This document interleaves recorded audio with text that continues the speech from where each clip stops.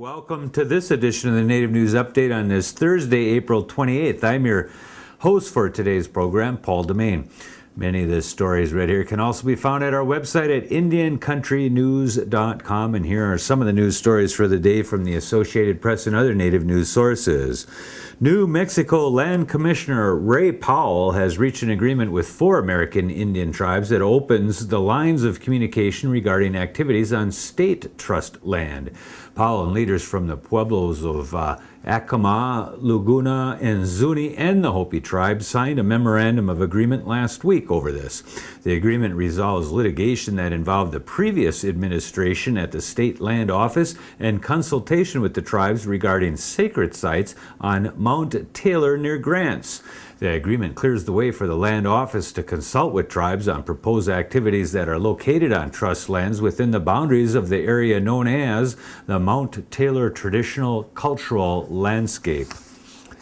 On May 3rd, 2011, the St. Paul Foundation will honor 5 anti-racism advocates at the 5th annual Facing Race Ambassador Awards. The Ambassador Awards celebrate organized by the Facing Race, We're All in This Together initiative of the St. Paul Foundation was created to recognize anti-racism leaders and promote the need for productive community-wide conversations about race. The 2011 Facing Race Ambassador Award celebrated will honor 5 community activists, including Dr. Antone Truer, professor of Ojibwe at Bemidji State University. The award celebration also features Mohammed Bailel, a musician and poet and alumnus of MTV's. The event takes place at the Crown Plaza Riverfront, located at 11 East Kellogg Boulevard in downtown St. Paul. And you can get more information from Sarah at megaphonepr.com. Years after the first Abenaki tribal members sought to be publicly recognized in Vermont, the state last week granted recognition to 2 tribes, the Elnu Abenaki, based in Windham County, and the Nalhegan Band of Coosac Abenaki Nation in northwestern Vermont. Governor Peter Shumlin signed the bills April 22nd, a state that could allow the tribes to sell their crafts as Indian-made and seek federal education grants, but means much more to them. At least 1,700 Vermont residents say they are direct descendants of the Western Abenaki tribes that inhabited all of Vermont and New Hampshire and parts of Maine, Quebec, and New York for hundreds of years before the arrival of the Europeans. According to Vermont law, that was set up a process for state recognition that passed in 2010. In signing the bill, Shumlin told a group of children surrounding him that his great-great-great-grandfather was a Native American man who could not talk about his heritage. And today, the water walkers are on the move again. Sharon Day and Josephine Mandama now are on the Southern Walk, and were featured by the Mississippi Public Broadcasting Consortium under the title 3 Women Carrying Water from the Gulf to Great Lakes. Just south of Durant, Mississippi on Highway 51 North is where the southern route is, and the northern route, or the western route, is coming over the mountains south of Glacier National Park, headed to East Glacier Park Village on Highway 2. Those 2 walks, plus 2 more yet to be launched with water from the Atlantic and Hudson Bay, will come together around June 12th near the Bad River Reservation of northern Wisconsin for ceremonies. And finally, today we talk with White Earth Ojibwe artisan and educator Denise Sweet. Welcome to the Native News Update, Denise Sweet. We're going to talk about a couple subjects today. We're going to introduce you as a Anishinaabe artisan and educator and say this much. You've taken an interest in Clarence Two Toes, who is coming up. Tell us a little bit about what you know about his show. Well, what I know about Clarence Two Toes was introduced to me by my sons. They are avid fans of this Native American comedian. He's originally from, I believe, Winnipeg. He's Métis and Ojibwe, and he is this comic artist. And my prediction is that he will be as strong as he will be our Richard Pryor. His comedic deliverance and timing and subject matter has pleased audiences all over North America, and he's going to be appearing in Wisconsin in the next couple of days. Tell us where that show's going to be, just in case someone's interested in running over that way. What do you know about that? Well, as far as I know, he's going to be on at the Thornberry Country Club, Hmm. which is this is going to be sponsored by the Great Oneida Nation on Saturday night at 7:30. And he's presenting a concert there. I don't know how long it will be, but as far as I can tell, it's live and in color. All right, that's cool. Can you imagine a whole bunch of Oneidas rolling around on the ground down there? Gosh. Well, apparently, I was following I've been following Clarence for the last 2 years. His stage name is Clarence Two Toes, but you can locate more information about him by going to www.ryanmcmahon.comedy.com. Okay, we'll send some people up that way, no doubt. You've got a couple other projects coming up. You got something going on in the Twin Cities. Do you want to go there next? Absolutely. I've been fortunate to be involved in an artist organization associated with the Franklin Avenue corridor. As you know, that's Indiantown, USA for the Midwest. And coming up, actually, tomorrow is the kickoff of American Indian Month, and there's going to be a ceremony that kicks off a whole month of activities scheduled for the Franklin Avenue neighborhood.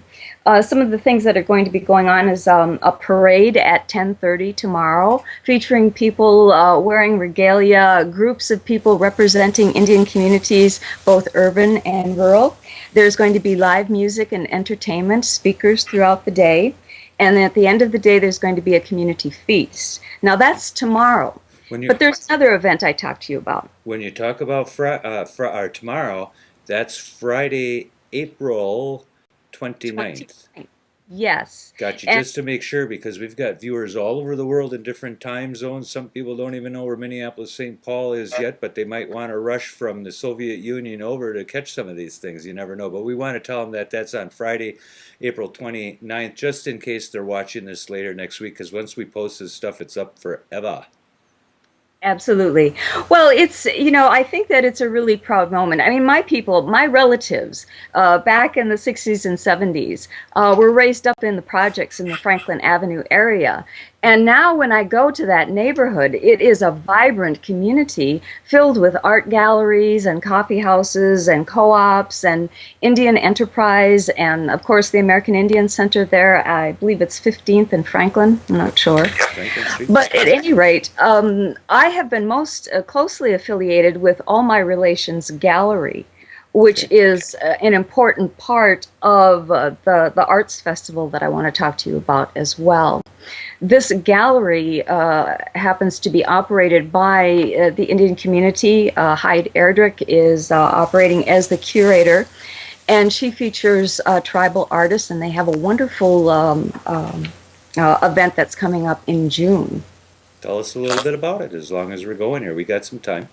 Okay, well, according to the Twin Cities American Indian Arts Festival, the place to be on June 11th and 12th is on Franklin Avenue in that corridor in the green space.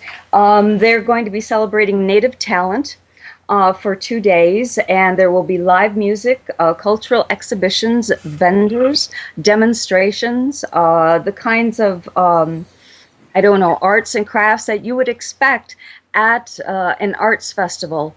But these are nationally known performers and artists from around the Midwest. Notably, Mitch Walking Elk is going to be there, Los Nativos, Okay. a hip hop group. Let's see, I have to look at my list.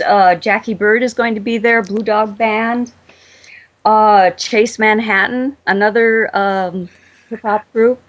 So these are out of my generation, of course, but it's exciting that Franklin Avenue is hosting an event that is being presented in a green space outdoors in June, bringing generations of people together, live music, artists, food, and so on. I'm very excited about it. If I remember about a little bit about the history of Franklin Street, there would have been a time when the impression would have been, well, things are kind of run down, a little shops and old buildings, but you're right about it. The whole district has been changed and redone over the years. They've done street work to make it more safe.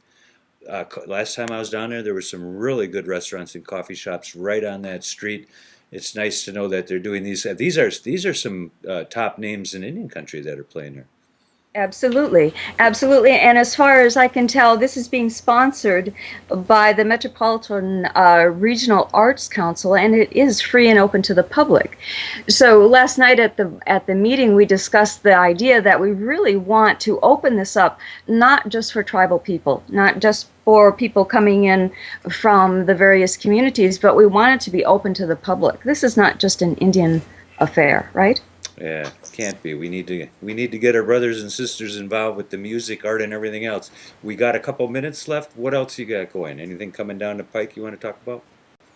Well, actually, for myself, I've been working on a broadside series. As you know, I am a poet, and I'm publishing a broadside series working with various artists. Instead of putting poems in a book, I'm publishing a series of poems as posters. So there's something that's going on for me. I'm also working with Native talent, and I will bring you more information about that as that develops. I'm very excited about that.